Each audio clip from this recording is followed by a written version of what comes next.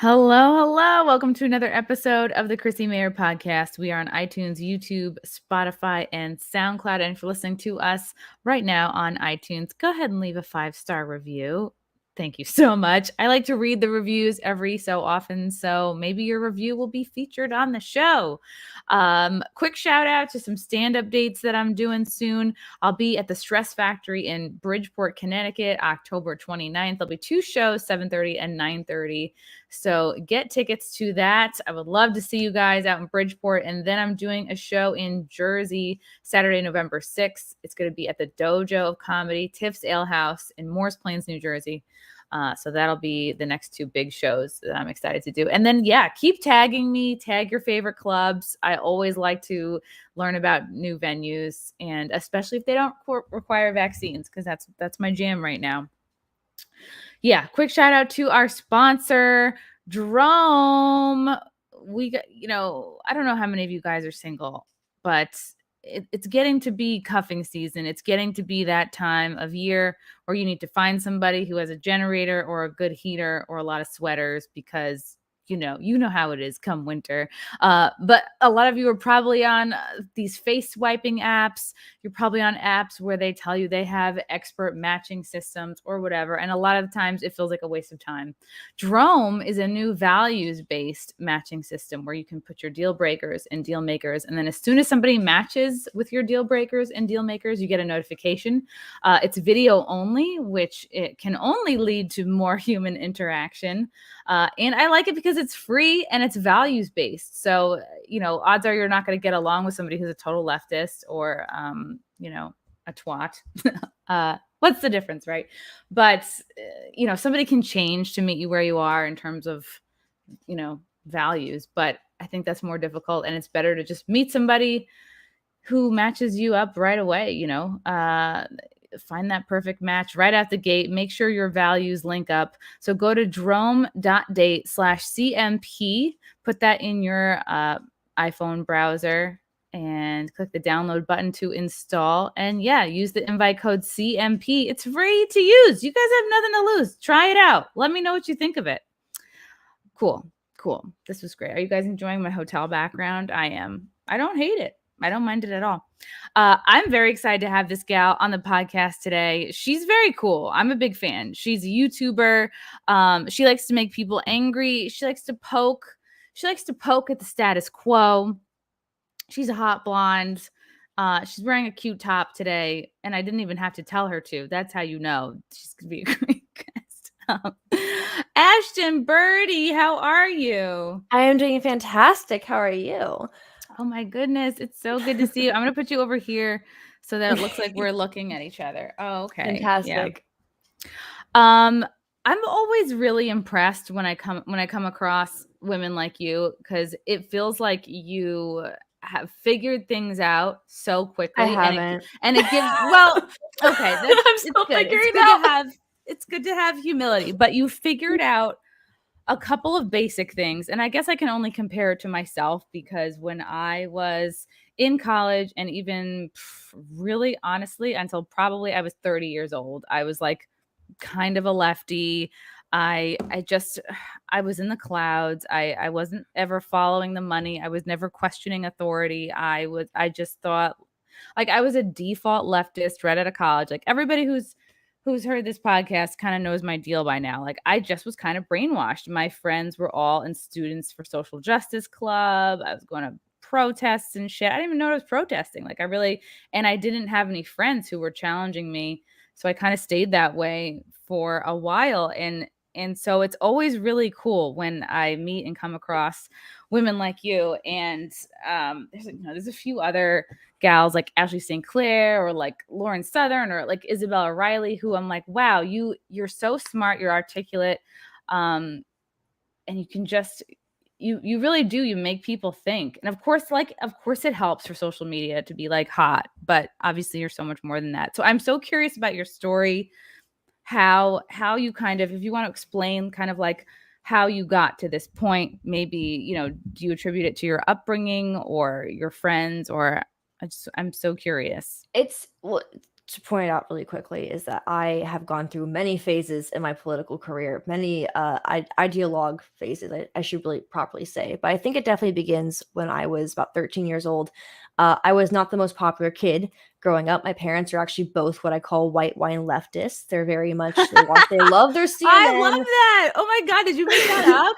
Well, yeah. Well, I think I actually heard it from somewhere, so I can't take credit for it. White wine leftist. My White God. wine leftist, yeah. And it's funny, and I call them that is because, look, I love my dad. My mom and I don't have the best relationship, but I love my dad. He's a total, he's a total hippie, but they're both very much like, they love their CNN. My mom thinks Dr. Fauci is God. They both work for big pharma, essentially. My dad's a pharmacist. They're both pharmacists. Okay. Right. Yeah. And so it's one of those things where right now is a very hot topic time. It definitely isn't as bad as during the Trump era. We actually stopped talking for 2 years because of my support for Trump. But I think where it really hit me when I was younger was because I didn't have a lot of friends. I was kind of a weird kid. I'm still a pretty weird kid, honestly. So I spent a lot of time online. And back when I was 13, the internet is not like what it is now. It wasn't as whitewashed. It's not as sanitized. So when I was 13 years old, I found like videos of Tim Pool running the streets of New York. I think I was about like 16 when Occupy Wall Street was going down. When you're first discovering Tim Pool, what year was this? Well, my first discovery actually wasn't Tim Pool. It was actually Alex Jones. So I found Alex Jones through a link on YouTube. It was put on a World of Warcraft forum because I used to play World of Warcraft nonstop, like constantly. And that's actually how I found Alex Jones. That's sort of like what got me excited at the time. It was just a meme, like, this guy's angry, I'm angry too. But it really was informative in a sense of Obama had just become president. And this was a guy who was like, you don't have to choose between Obama and McCain. You don't have to choose between the two. And so that kind of like really put a light bulb in my head because I remember my parents were in love with Obama at the time. And then the second round of Obama, it was kind of like, I was a little older and had a better understanding of what was going on. At this time, I was watching Tim Pool during Occupy Wall Street. I was paying attention to what was happening with things like Snowden and Ross Ulbricht and Julian Assange. And I think around the second time for Obama, I think I was a junior in high school. And that's when I really started getting involved. And my parents were just like, oh, we're going to vote for Obama a second term. I'm like, you guys literally constantly talk to me about how you guys stood against Vietnam and you're going to vote for the guy who sent in drone strikes? That makes sense. And so it just really made me understand that a lot of things to do with politics, it wasn't so much based on values anymore. It was very much based on parties and who you clarified allegiance to, and especially what the media was telling people, because again, the internet at the time when I was a teenager was not as sanitized as now. So while my parents were watching CNN, ABC, Fox News, I was watching YouTube. That's where I got all of my information. I was getting more information in politics from World of Warcraft links on World of Warcraft forums, than you would watch just sitting in front of your TV. So I was watching on the ground footage from Occupy Wall Street. I was actually watching what was going on with people like Snowden, Assange, things that they weren't talking about on Fox News or CNN. And I remember I was really lucky to have a really awesome history teacher in high school. And she actually brought up Snowden, not for a long period of time, but she brought up Snowden and asked a really important question to our class, which I'm surprised she didn't get fired for. She asked, is he an American traitor? Or is he an American hero? And that's sort of like what really got me interested in everything as well. And so I was really lucky enough to have that teacher in my life. I was also very fortunate to have a math teacher who actually taught us what taxes meant. Wow. And later on, where'd you grow up? California? I grew up the Bay Area. I was born and raised in Berkeley, California, and then I went to high school in a small town just outside of the SF Bay Area. But I was very fortunate to grow up with people who asked a lot of questions. Now, granted, I don't think these same people would ask these same questions during the Trump era, which brought me to my time in college, when if you were a cis white man, you were automatically Hitler, you were automatically the devil. So, of course, I wish I hadn't, but I put on the red Trump hat, and that became basically my entire personality. And while I do, I do have issues with a lot of things with the Trump administration, and there's a whole video on my YouTube channel of me literally burning a Trump hat. I actually gave up. Yeah, it pissed off a lot of people, especially when a lot of my audience does come from the MAGA days, and a lot of people are like, "Well, how could you do this to us?" And Look, I'm not. What's your kind of biggest present day, or I know I want people to watch that video that you made, but Yeah. what if you could pick off like your biggest gripe? What made you kind of the most wanting to move away from Trump, or kind of like, oh, you kind of popped the bubble on Trump for you? Definitely it was the strikes into Syria every single year really just ticked me off. And then on top of that, the fact he didn't pardon Assange or Ulbricht or Snowden, those were really the I biggest thought things he for was me. gonna, yeah. And a lot of people did. And I remember just sitting there thinking, you know what? Tomorrow is his last day in office. He's gonna do it. He has to do it, like he has nothing to lose at this point. And sure enough, he didn't do it. And I'm like, well, if you're in that position where you have nothing to lose, people made the excuse for him. Well, they threatened his family. They threatened him. And it's like, I heard that. no, it doesn't matter to me. If you are in the position of being able to pardon the people you promise you're going to pardon, I can't support you anymore. The whole reason I support him over Hillary, well, granted, Hillary's a demon. I'll always stand by the fact that Hillary Clinton's a demon. I mean, of course, other than that, that's was the fact that you look back at 2012 and before he even considered politics, he was talking about Obama's drone strikes. He was talking about not being involved in the Middle East. He was talking about, and during his time running, he was talking about what Assange is putting out about Hillary. And so I expected a lot of things to happen that didn't happen. So of course I'm not going to support him for a second term. Of course, in fact, I don't think I actually believe in voting anymore at all. I don't think voting actually gets anything done. A lot of people disagree with me on that. A lot of people want to keep playing the party politics. And look, I'm a huge fan of people like Ron Paul, Rand Paul. I stand by a lot of libertarian values. RuPaul even is great. But even the Libertarian Party is falling apart because they're casting out people for saying mean words. And as somebody who literally got her start, especially here on YouTube, I'm not sure where this is streaming right now, but on YouTube in general, it was a free speech. I stand by the factor of free speech. I stand by, people being able to say what they want to say. I may not agree with you, but I think you should be able to say it. As far left, as far right as you want to go. I may not agree with it, and then that's what the First Amendment. I mean, let people decide. If people deem you an untrustworthy news source, then they're going to move on. It should never be up to the platform or even like individuals to be able to ban or nuke somebody's account. Like that's how I got really activated was free speech and comedy. So it's pretty crazy. So you had a couple of teachers that helped you open up your mind at a young age. And then you went to UC Berkeley and you were telling me before that you kind of helped expose them. Do you mean just kind of expose their kind of anti, white men? It was a lot of the professors that were going there. So there was one particular professor who,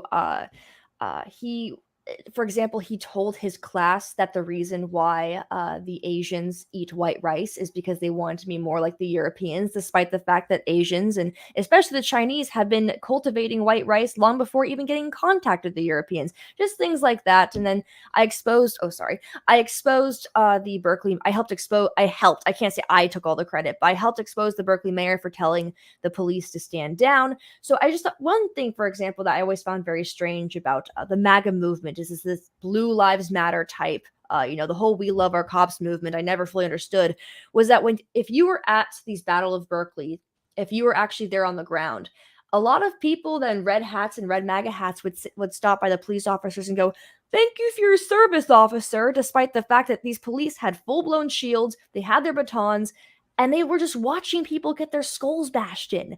How is that doing a service for the American people? And I've done a video on this recently where the police have no constitutional duty to protect you.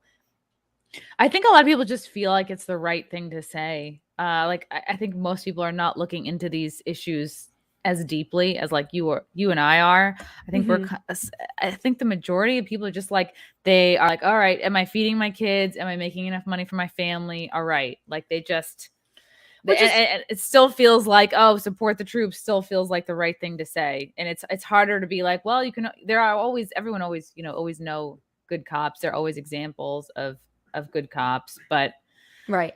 But just because someone is doing their job doesn't mean it's the right job. Do you see what I'm saying? It doesn't. When it comes down to it, who's going to be at your door to take your guns away? who's the one who's going to push the vaccine mandates if you won't comply? You have to really look into that. Who are the foot soldiers? So when we're getting this deep into people being forced to comply to something that is unconstitutional, and let me just say this about the Constitution, I don't necessarily support the Constitution, not because I disagree with it, but because I don't need a piece of paper to tell me that I have the right to protect myself or I have the right to say what I want to say. I'm not going to let the government or a piece of paper implemented by the government tell me that I have these God-given rights. I know I'm born with these God-given rights. I don't need a piece of paper the government says, well, this is what you're allowed to have. No, I know I'm allowed to have these things. And when you have a piece of paper like the Constitution out there, saying I have these rights, under the name of the government, under the guise of the government, that gives the government the incentive to go into the Constitution and say, let's write here and here and here. Let's change this, this, and this, which is already happening. Anyway, the point being, I don't see how I'm at the point of, after watching the election, after watching what Trump did in his last few days of office, watching what's happening with the whole Back the Blue movement involving the vaccine mandates and whatnot, and just watching everything just fall apart, it's turned me more and more into an anarchist. I just don't believe in sense of the state anymore, because what's the point if the state isn't actually going to do anything? We put our tax money, we get our tax dollars putting towards something, and people say, oh, well, the taxes pay for the roads, but then you see the roads are still falling apart. You know what I'm saying? That's basically a perfect example of the entire government. I pay taxes and I comply to the state, only for the state to slap me back in the face. So have you begun to sort of look into places to move or places to live where you could get as close to this as possible?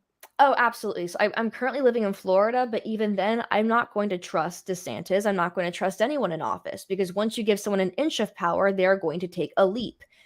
So my ideal way of life is definitely, I'm looking at New Hampshire with the Free State Project. I definitely appreciate what they're doing out there. I'm just in Florida for now because it's a good escape away from California, where I've lived the majority of my life. I love Florida. I like the fact that it doesn't have the same mandates as California, but I recognize that this is only a temporary solution.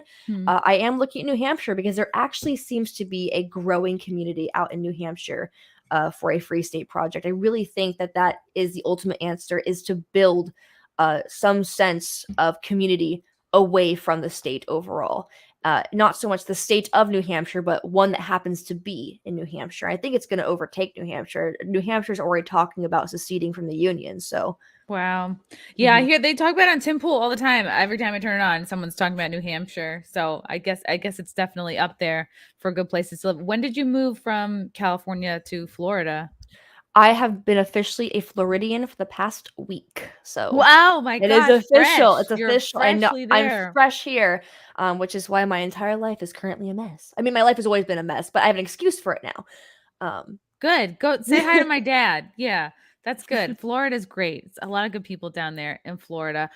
So InfoWars was if you're going to attribute anything to your kind of like awakening or whatever, red pilling, it would be InfoWars. And then I think at one point, is it possible that you were going to work there, or you were interested in working there? I did an on-the-ground thing with them, which of course led into a giant leftist meme where I said they're eating rats in Venezuela, which I still stand by.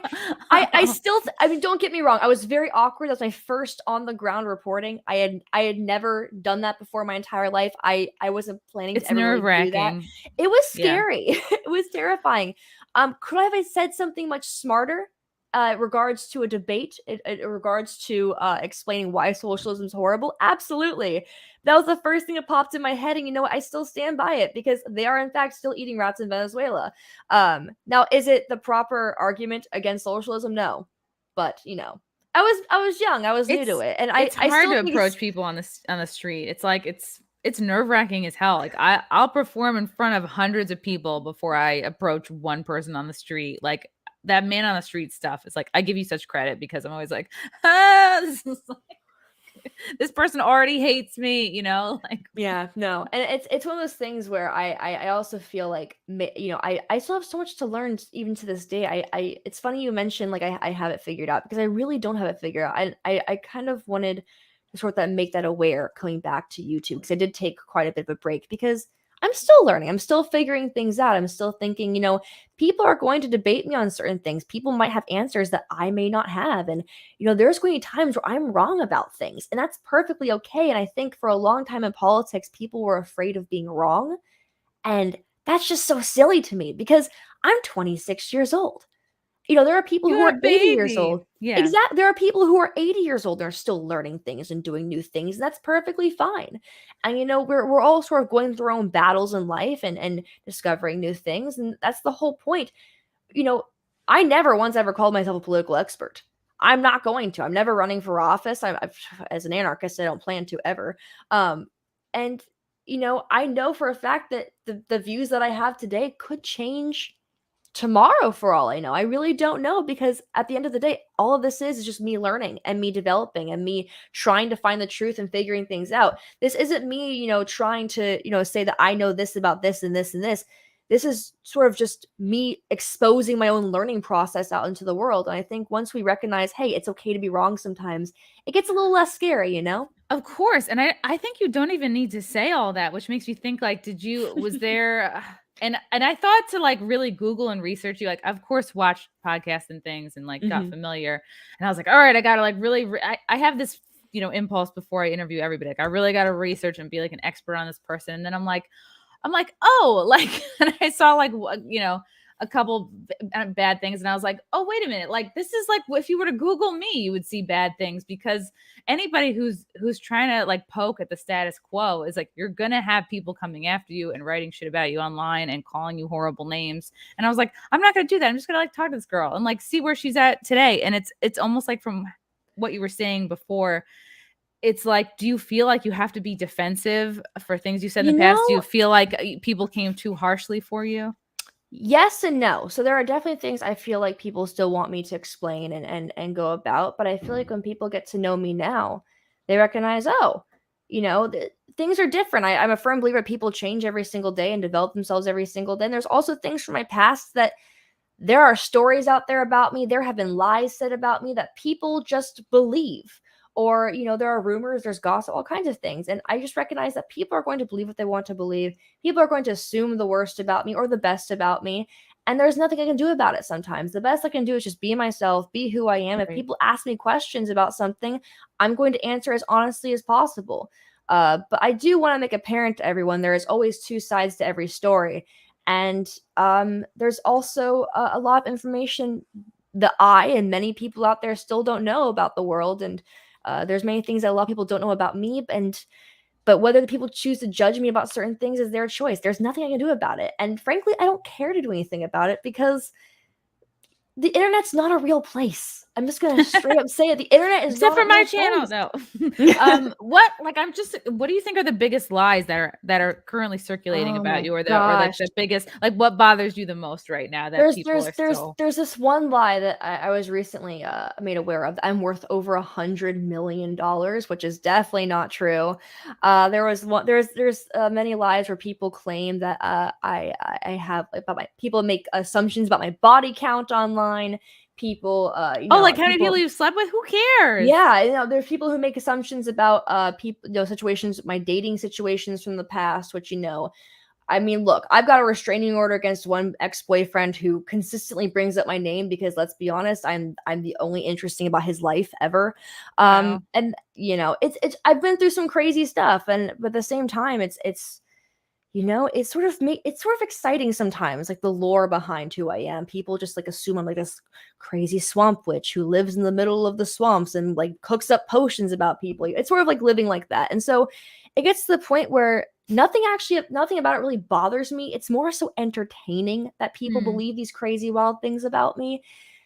And I just do what I gotta do. I'm just myself. And I've attested to a lot of things that people have accused me of, publicly, privately. And I don't really need to address a lot of it because if it's not true, it's not true. I just simply gotta be who I am and focus on the things that matter to me.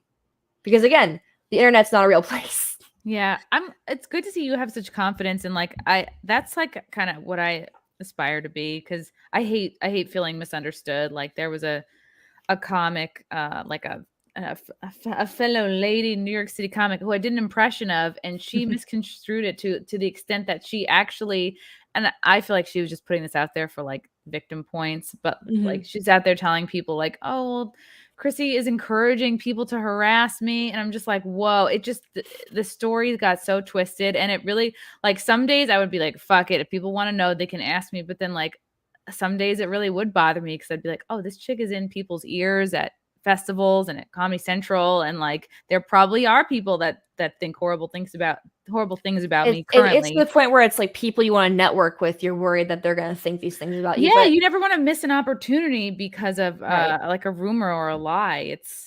It can be a little I scary. definitely used to worry a lot about what people thought about me. I used to watch streams where I was afraid that people were talking about me. I used to just freak out assuming everyone in the world thought I was like the worst. I just assumed everybody hated me. But when you sort of just let that go and like know who you are as a person and just develop that, look, I'm still developing it. I'm not like some like great guru who knows exactly what she's talking about. But when You're you my just guru. focus when you just focus on who you are as a person, that's when everything starts to calm down. That's when everything, because you don't care anymore. And you don't worry about what people think about you because you sort of just recognize that, hey, if you just focus on yourself, focus on what makes you happy, none of this internet stuff matters. It really doesn't. People are always going to talk bad about you. Here's a little secret to life, okay? And this is something I went through as a kid because I used to get bullied all the time. I was the weird blue-haired Over punk what? Oh, rocker. you had blue hair? Well, you I had brought that blue on hair. yourself. I had blue hair. I used to skateboard Mhm. everywhere. I wore boys' clothes. I was a drummer in a punk rock band. I was into Alex Jones in high school. I thought I was into all this stuff. Sounds like you were cool in high school. I was when you're at a school and like, actually, was I really like unpopular?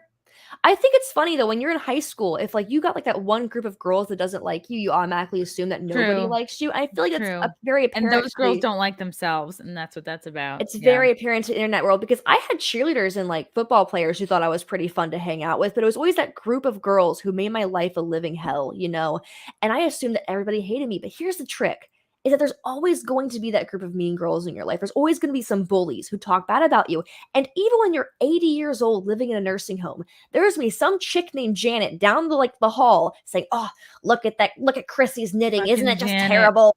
Freaking Janet." And It's just like it's I'm gonna be banging her 80-year-old boyfriend because that's what happens in these nursing homes. They get you know, horny and they all get chlamydia.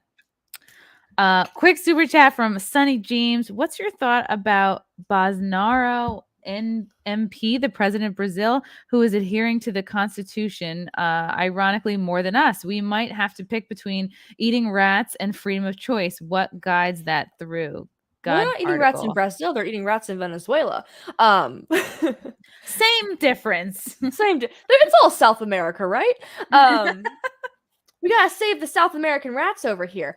Uh, but I definitely feel like I actually don't know much about Brazil. I I know don't Brazil know was anything. a hot topic about 3 years ago. Actually, I remember Brazil was all over the news.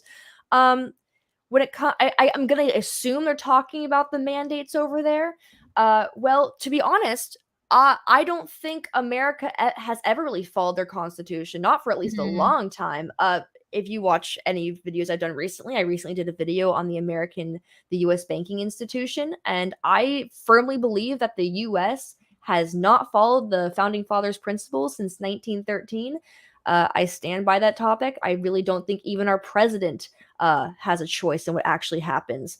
I think there's something much deeper and darker going on. I think it all leads back to the banks. So pay attention to what happens every day, everything that's going on. I think it leads back to the banks, whether it be with the war, whether it be who is being lobbied, et cetera, et cetera. Do research on the banks because that's what we really need to be focusing on.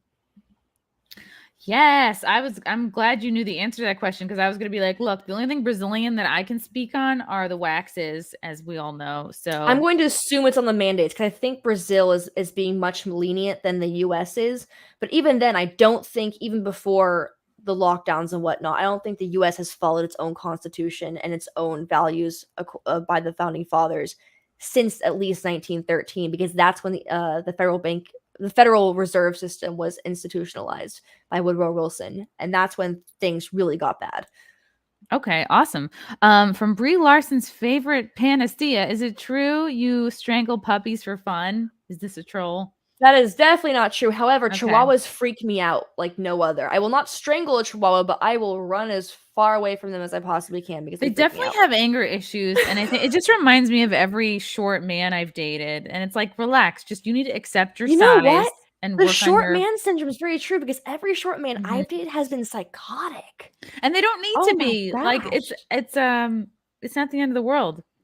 It's being It's short is no okay. big You're deal. only 5'8". It's okay. You're gonna 5'8". survive. That's fine. All right, Robert B. Thanks for the super chat. Okay, from I mean, I Sunny like my men James. tall, so How tall? What's like your ideal height? I do like at least 5'11", 6 foot, 5'11". 6'1", 6'2" if you can get me a 6'2" guy, you know A what I'm little saying? extra. I can get you one. I can get you 6'2", or there's probably some in this chat right now. From Sunny James, I meant freedom of thought, not choice. I always like when people come back with a super chat to clarify something, or if I just uh Mhm. fuck up and can read something. Brie Larson's back. Someone needs to start eating the rats in New York. Man, I think the rats are eating themselves. Oh my It's god, I think the rats are eating the people out there right now. yeah, New York City. It's I enjoy going in once a week and checking in on it and seeing how bad Are things you have still gotten. based in New York? Like, what's it Yeah, like out yes. there? You I go in once a week to do my compound media show. It's just the restaurants are dead. The people are back, but like it's because not no one wants to thriving. poison themselves to go in. It's not thriving. It's the soul has been sucked out of it, and it's interesting. It's interesting to watch it all unfold. We have something in common, Ashton. We both have had run-ins with Chrissy Teigen. We have both had Chrissy Teigen Ooh, drama. the That's why I laughed tea so hard behind Chrissy when you Teigen. tweeted I'm going live with Chrissy Teigen. I was like, I was dying laughing and then I was kind of looking up. Chrissy Teigen Yeah, hates me, and she doesn't understand how did this memes. go Oh my down? gosh. Can you please talk about the TV? Oh, yes, fantastic. Okay, Okay. so Chrissy Teigen, she is my second nemesis, okay? Ooh. First, it's Will Wheaton. He hates me even more than Chrissy Teigen. Oh my gosh, I keep snacking this. I'm still figuring out the whole, like, podcast world. Okay, Oh. so Chrissy Teigen, she came at me because do you remember, like, years ago when the Kentucky Planned Parenthood posted, "We need a Disney princess with a prosthetic arm. We need a Disney princess who's had an abortion. We need a Disney princess who blah, blah, blah, blah, blah," all this Yeah, I do crazy remember stuff. that. And I was, like, right by Disneyland when that tweet went out, and I had a MAGA hat with me. I'm like, "Oh my gosh. We need a Disney princess who's MAGA. We need a Disney princess who's pro 2A. We need a Disney princess who's pro the wall." And it was an obvious meme, okay? I don't actually think we need a Disney princess who does all that stuff.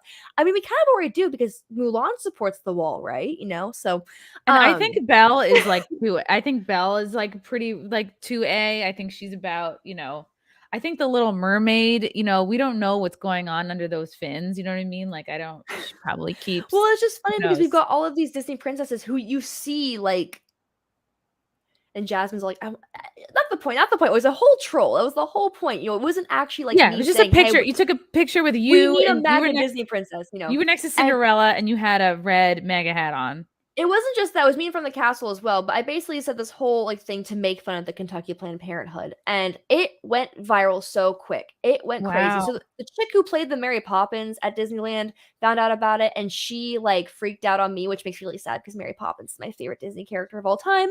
But then Did she Chrissy get her Teigen umbrella out and then, like, fly away upset? How dare you? But Chrissy Teigen found out the tweet and she was like, "I thought Disney movies were just about singing with cartoon animals." And it popped off so quick. And then I was like, "I'm gonna fight back Chrissy Teigen. This is great. I'm gonna do it." Because here's the thing: is that people made fun of me for caring about Chrissy Teigen responding to it. But here's the thing: if I'm like a nobody, you know, in the world of like people, this is back when I had like 40,000 40,000 followers on Twitter before I got banned, my last account. Oh, Yeah, pretty good though. Yeah, but now Jack Dorsey's in the Bitcoin, so apparently, you know, he's cool now, I guess. I don't know. Like, it's like, why couldn't he be into like Rothbard like 3 years ago? Because all my best tweets were back then. Um, but yeah, so I responded to Chrissy Teigen and I called her like an elitist puppet, basically. And then she responded Woo! back, you know, purposely misspelling my name because, you know, um, and people were like, "Ashton Birdie cares so much about what Chrissy Teigen says." And it's like, this is a chick who has like 50 million followers on Twitter, responding to a literal nobody in a MAGA hat. I'm going to milk this. This is hilarious. Were you even verified? No, I've never been verified in my entire life. I've always been girl. I've always been a Twitter nobody. Same. But it was just really entertaining to me. So she is my second arch nemesis after Wil Wheaton. Wil Wheaton, I think, especially hates me. He's actually the reason I got banned on Twitter in the first place. I wouldn't be surprised. Is it bad that I don't know who Wil Wheaton is? I've heard the He name. played Wesley, so the Star Trek nerd in me is going to come out. So I actually do not like Next Generation Star Trek. I actually prefer the original series because I'm sorry, but Captain Kirk will always be Picard in a wrestling match, just the fact of life. Especially look at what's happening with our good old Captain Kirk now. He's actually going to space. But Wil Wheaton played Wesley on the Next Generation, and Wil Wheaton was saying some crazy stuff back in I think like 2017, 2018, and my first reaction was to respond with "Shut up, Wesley." It was like the whole thing. And next thing I know, everyone else is, I don't think I started it, but I definitely feel like I would like to think I did. But everyone else started saying, "Shut up, Wesley, shut up, Wesley, shut up, Wesley," to everything he tweeted.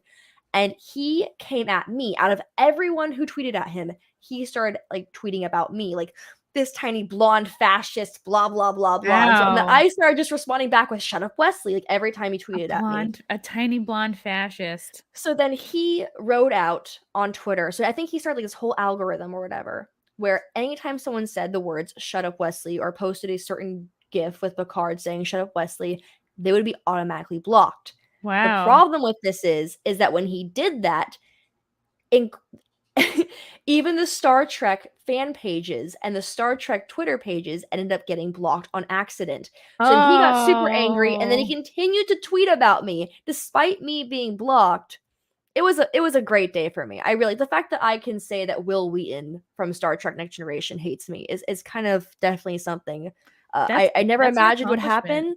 It is. If you were like a legit nerd, like I was the president of my Dungeons and Dragons club at my high school. I played World of Warcraft, and for someone like Wil Wheaton to hate me is kind of an accomplishment as an actual nerd. So it's definitely pretty amazing. Yeah. So your Chrissy Teigen tweet, was that a response to her, or did she just like pick on you kind of out of nowhere? Did you respond to her tweet with your No, she picture? came after me for my Disneyland picture. So like again, like she found it. Wow. And so she made it go viral. So I don't know if she doesn't have a hobby. I know she should be better than this, right? That's exactly how I felt when she responded to my tweet. It was like a couple summers ago. I was like, aren't you got 3 better kids. Than this? Yeah. She's got 3 kids. She had at the time like a whole thing going on with Target. She like writes cookbooks and whatnot. I'm thinking, R.I.P. Target Cook Line. Yeah. does she not have anything better to do than be on Twitter and fight me? I mean, like, it's one thing if I were to tweet at her and then she responded, but no, she came at me, and I thought it was really entertaining. Again, and the tweet wasn't even viral until she made it viral. So I was just thinking, does she just go and look at people in MAGA hats to go after? Or what's going on here? Like, I think maybe she needs to get off the internet. I think her husband needs to take her phone away. Like, everyone jokes about how like Melania needs to take her like Trump's phone away. But like maybe Chrissy Teigen is like a Twitter addict. I wouldn't be surprised. She's pretty vile. I feel like she has a lot of skeletons in her closet, and that's why she comes so hard for anybody who she feels like is coming from a different kind of like political arena. Wait, quickly from Brie Larson's. Wow, this guy's a big fan. Sounds like this Chrissy person needs a panacea. From Nashbo Jr. MAGA princess is better than MAGA princess. Is this an inside joke? I think. I don't know, but I love Nash. He makes the funniest memes about me. He makes the best memes. I swear to God. No, when I first like really got big, like, you know, really started popping off, this guy when was this? So many. I would say like my channel like really got big in like 2017, 2018. That's when I was most known. 2019 a little bit.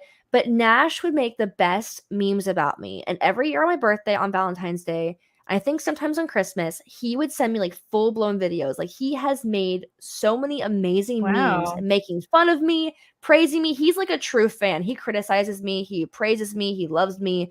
Nash is just the loveliest person. I honestly feel like I have the best fans. I call them my droogs. Shout out to Nash. Good job. Nash. I have the best droogs, but Nash is one of the few droogs I have that I recognize. Like, I'll see his name, I'm like, that's Nash. Like, he's come up to me like in person before. He's given me like Guy Fawkes masks to sign, and he's the best. He's actually, and then there's George in England. There's a few others that like have actually come up to me in person. If you guys see me in person, like please do come up and like I love meeting you guys in person. It actually kind of makes me cry a little bit thinking about it. But I really it's great, have the isn't best it? people. I can't understand people who are, I don't know, maybe you get too famous or too big, and I don't know. I see it every once in a while. People who hate their fans or have any kind of a following. I don't really mean like famous, but I don't see myself as famous. I just think of it as very strange that people. I mean, I appreciate it. Don't get me wrong. I just think one, if people have been with me from the beginning, from the MAGA stuff to even now, and still support me now, I think they're amazing people who just, the fact that they would go on this journey with me of just learning and discovering things is wonderful. But then I'll meet people who followed me through the MAGA stuff and then dropped off because they don't like the fact that I no longer support the MAGA stuff. And they'll still come up to me in person and say, hey, I'm still a Trump supporter, but I just want to let you know I appreciate what you did at Berkeley and whatnot. And even then I love them, because at the end of the day, I really don't believe in this whole left versus right ideologue. I don't believe in, I think people should have different opinions. I think people should follow different ideologies. And that's what's so important, because we should come together and actually bring these ideas together and actually try to make the world a better place. Because even if you are the furthest of left, the furthest of right, communist, socialist, Republican, Democrat, anarchist, libertarian, what have you, at the end of the day, no one wakes up one day and says, time to make the world a horrible place. Nobody wants to be a Disney villain. Everybody wants to make the world a better place. So if we just all come together and try to hash things out and try to figure out what is the best option, I think we could actually do a lot of good. And I don't want to believe in this whole left versus right, Antifa versus MAGA. I don't want to follow that anymore, because I don't think it actually does anything.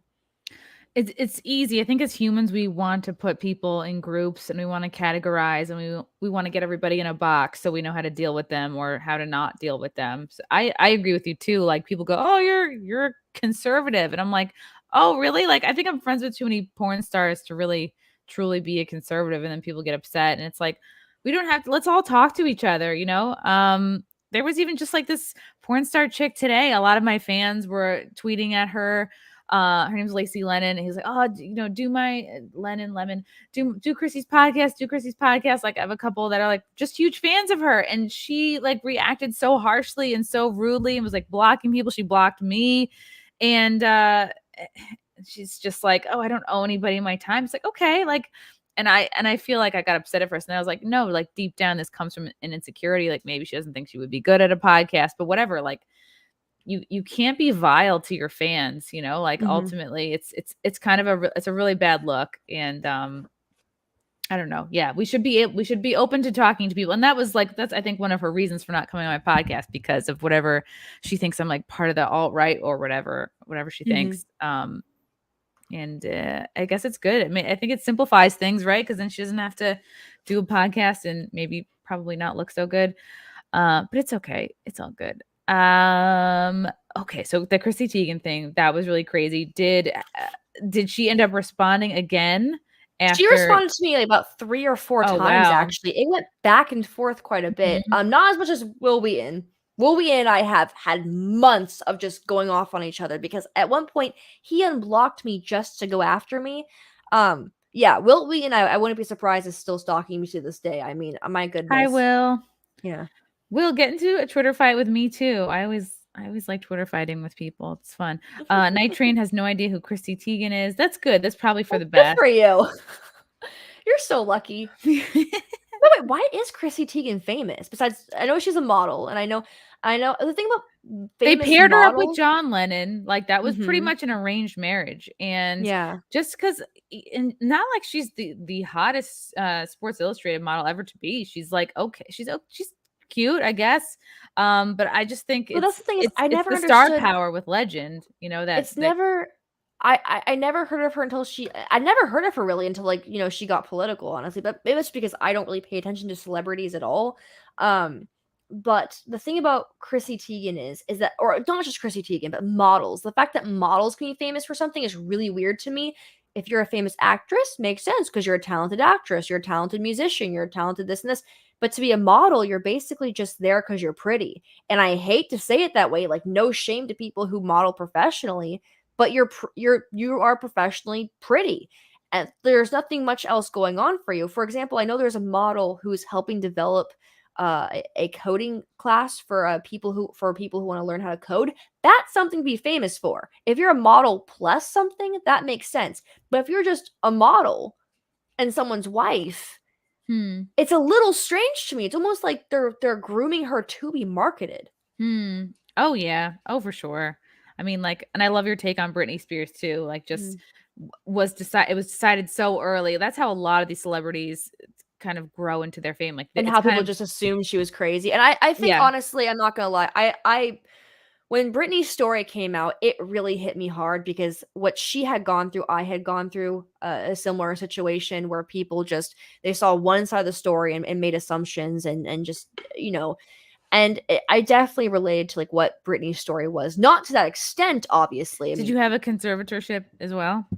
I didn't have a conservatorship, but I definitely had a person who, I definitely, related like to make her. You look bad.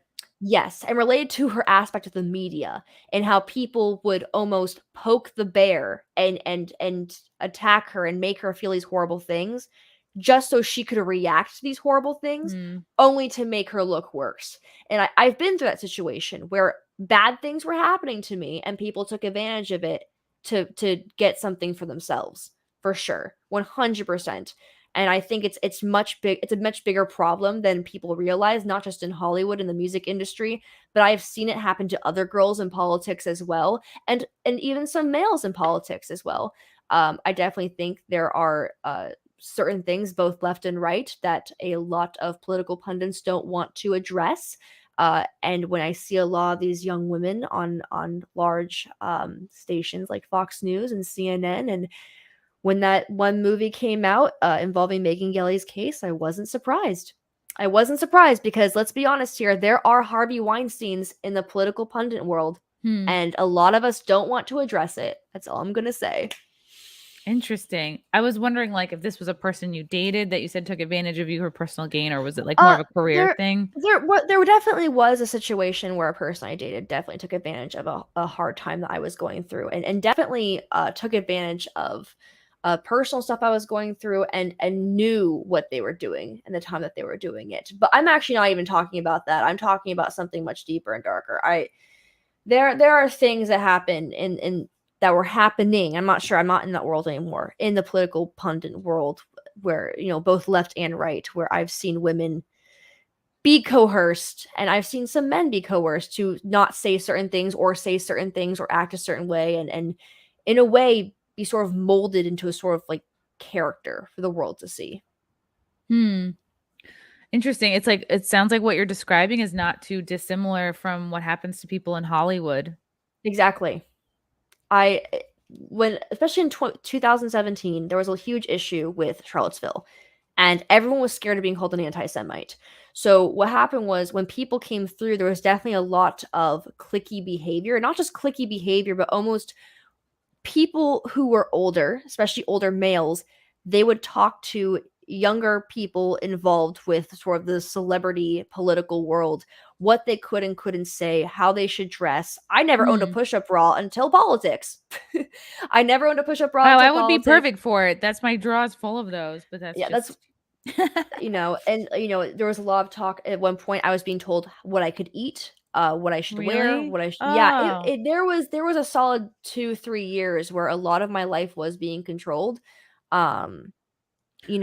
By like a network, or just like your mentors, or like mentors for sure. Okay. Yeah, I was never really part of a network at one point, just because I didn't like the idea of being part of a network, because I wanted to be able to stick to my own persona, like stick to my own person. Yeah. But at the end of the day, I was still being manufactured by the people around me. I don't think it was so much. I think a lot of it came from fear themselves, because no one wanted to be associated with someone. For example, if I were to say, question the Israeli government, and this still happens all the time. If I say question the Israeli government and the allegiance between the U.S. and the Israeli government, people at the time, and sometimes people still do, automatically jump on that and say, you're an anti-Semite. Really? And you're like, all I said was question. You're like, I just said ask, yeah. Well, it's not even just that, but when it comes down to it, the Israeli government has done a lot of things with the U.S. that's very not trustworthy. And most recently, when the U.S. went to Israel and said, "Hey, we would like to buy one of your ports from you, and to have a trade deal in that port," the Israeli government ended up selling it to China for less money than the U.S. offered.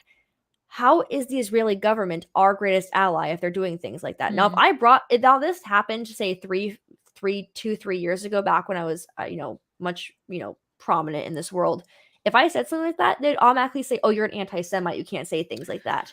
That's what I keep hearing, is there are certain, like, my other friends, like, kind of in media, or not media, alternative media, whatever, say, like, there's just something about, like, Israel that you can't touch it at all, or else people go, "Oh, you're an anti-Semitist." It's very strange, though, because here's the thing. If you even just touch Israel slightly... Semitist? Semite. Fuck. You guys know what I mean. Anti-Semite.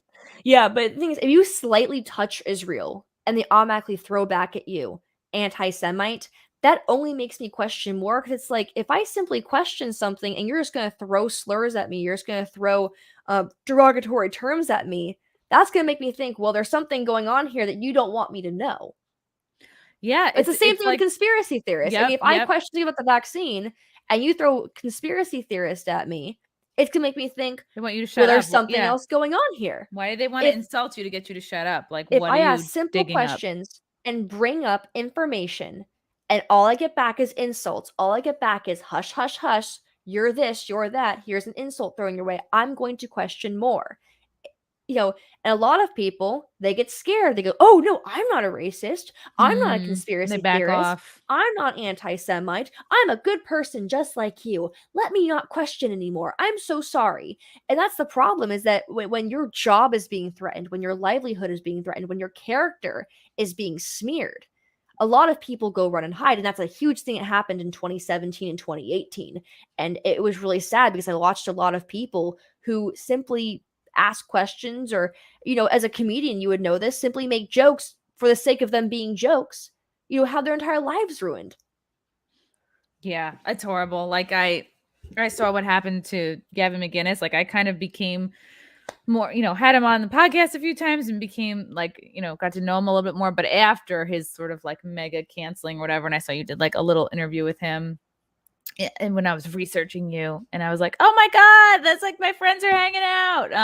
Gavin McInnes, the story behind Gavin McInnes is so horrible, because what he is being canceled for isn't even his fault. He's being canceled for the actions of someone else that got associated with the group that he started years ago. As a joke. Yeah. He does not have... Here's the thing. What happened with the Gavin... I'm just going to hash this out, because I love Gavin McInnes. I'll always stand up for Gavin McInnes. The man's a little crazy, but I love my crazy. He's hilarious, and he's real smart. Exactly. Yeah. I was gonna say I'm a fellow crazy too, so I can't really judge. But the thing about Gavin McInnes is that with Gavin McInnes, it comes down to the fact that he started a group that was supposed to be a drinking club. It was never about, it's like a social club. Never go out into the streets.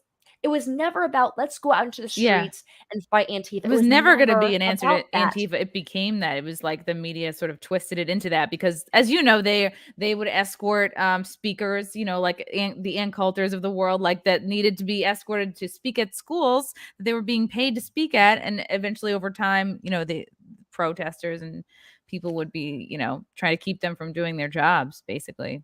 And it also got down to the point where, where the Proud Boys, Gavin McInnes can't control the actions of other people. It was never supposed to be this legit thing. It started off as a drinking club, and then the wrong people got involved and started painting it as someone else. And let's be honest, if you were involved in politics in 2016 or 2017 or even 2018, politics was the peak LARPing. Like, those rallies and those protests were peak LARPing. Let's go out into the streets and go, quote unquote, fight for freedom. It's like, you're not fighting for freedom. You just want an excuse to punch someone in the face. Let's be honest. That's all this ever was.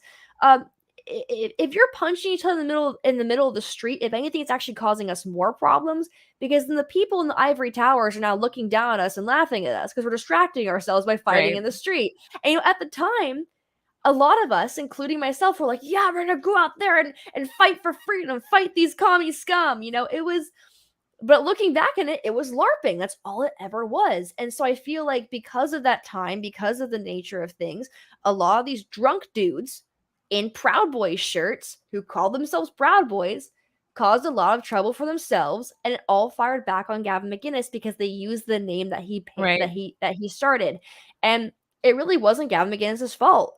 So when people come at him and say, "Oh, how dare you disavow the Proud Boys? You started the Proud Boys." Reality is that it became a group that he really didn't even start. It became something completely different, and he couldn't associate with it anymore.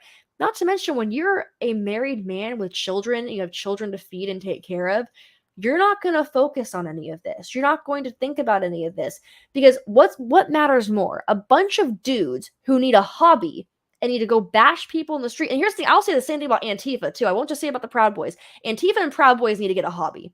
You have got to stop going out in the middle of the street and bashing each other in, because it's not actually doing anything. If you see a problem in your community, do something about it. But slapping each other across the face is not going to do anything. That's the thing, is like, and I've met and hung out with a lot of Proud Boys, and like a lot of their hearts are in the right place. But I have seen this sort of LARPing that you are talking about, and it's they're like, there for the violence. There is a T-shirt that Joe Biggs wears every time he goes out, and I've called him on this to his face. So if he comes after me for saying this, he wears a shirt that says, "I'm here for the violence," because that's what everyone's there for. And I just don't want part of it anymore.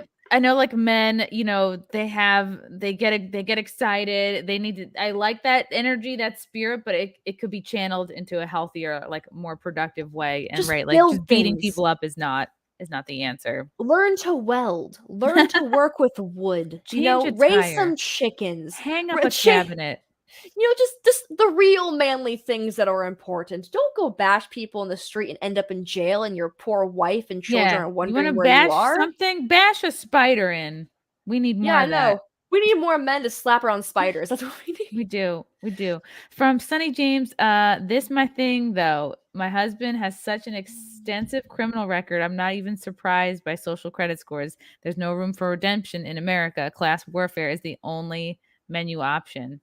Interesting, right? I mean, I feel like Occupy Wall Street was sort of shut down a bit. The reason why Occupy Wall Street had more value to it than a lot of these, like Battle of the Berkeleys, for example, is because Occupy Wall Street, everyone was on the same page. Nobody thought about left versus right, whose politician was next. We all agreed on the same thing. The banks are screwing us over. So what do? We're going to sit in the middle of the streets. We knew who our enemy was. With the problem the Battle of Berkeley is that the people in red hats believe communism was the enemy, which I stand by the fact that communism is the enemy, and the people who are Antifa obviously think fascism is the enemy, and I will say that fascism is bad. The problem is that the MAGA hat people looked at Antifa and thought, these are the guys causing the problem, and Antifa people looked at the MAGA hat people and thought, these are the guys causing the problem, instead of actually thinking, okay, how is our current system both attributing to communist values and fascist values at the exact same time? Let's look at the system. Nobody thought about the system. Everybody thought about this individual right over here. That's the problem. With Occupy Wall Street, everyone thought, here's the system right here on Wall Street. We're going to occupy it. We're going to sit here. We're going to stay here. And we're going to do what we can. And that's what actually got a lot of the attention it deserved. Bashing people in the street because you think this one person has the wrong thing is not the answer.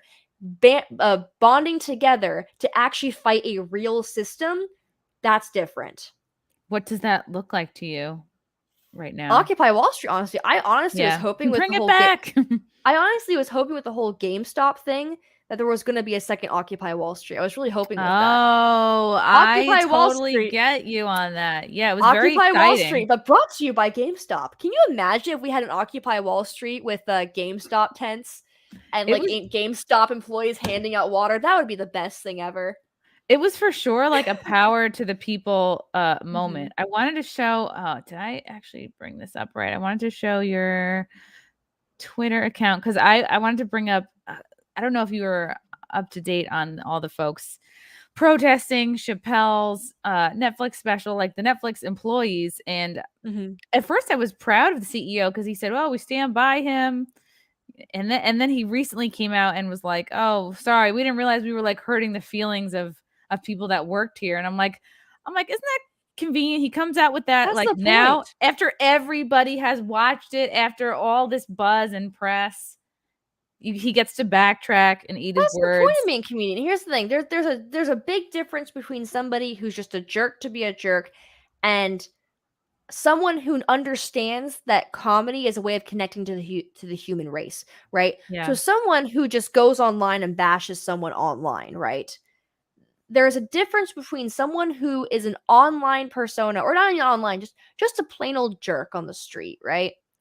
A comic, as you know, Chrissy, because you're a comedian, you know that what you do with comedy is how you connect to the human race. It's how you connect to humanity. And Dave Chappelle did that very same thing. He connected to humanity.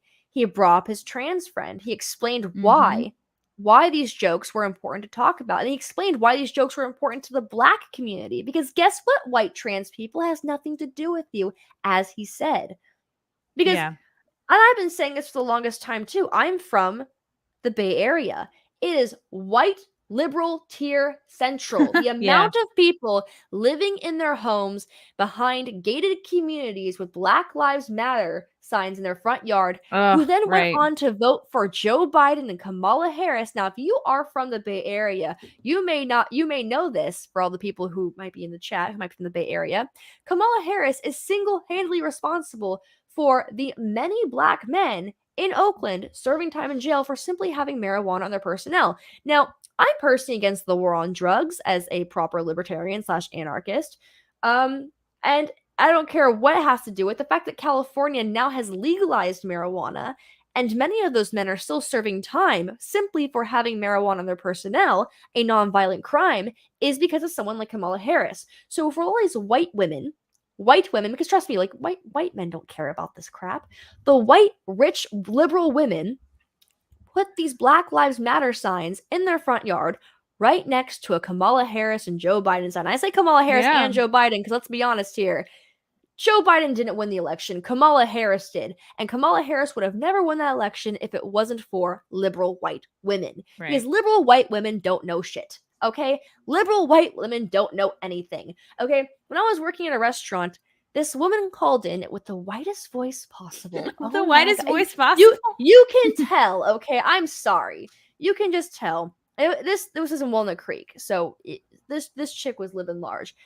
I just imagine this woman on the phone, sitting on her couch with her glass of white wine, and she was saying to me, "Hi, so I'm not ordering right now, but I just think it's very important that you guys print out Spanish menus since we live in such a, diverse community. I just really think you should have Spanish-speaking menus." I'm like, you know what, ma'am? Do you speak Spanish? Yeah. Well, here's the thing is, like, she's like, and then this is the best part about it. I'm like, well, to be fair, ma'am, like, I just make the sandwiches here. I don't own, the restaurant or anything. And she goes, well, I really want to order some food for my gardeners, but they can't read the menu. Oh my God. Because they're so stupid in Spanish. They can't read English. So I think you guys should have Spanish-speaking menus because we live in a diverse community. It's pretty similar. It's pretty this similar. White lady's living in her Walnut Creek mansion, ranting to me, a freaking waitress of all people, who works on minimum wage. Granted, it was part-time. It was before you were worth $100,000 or whatever. $100 million. $100 million. Oh, yeah, right. Well, I've always kept a job on the side of YouTube. Because smart. Yeah. YouTube doesn't make me money. Oh my gosh. This idea that YouTube makes me money is absolutely ridiculous. But I just remember thinking, this lady is really complaining to me about how she can't feed her gardeners.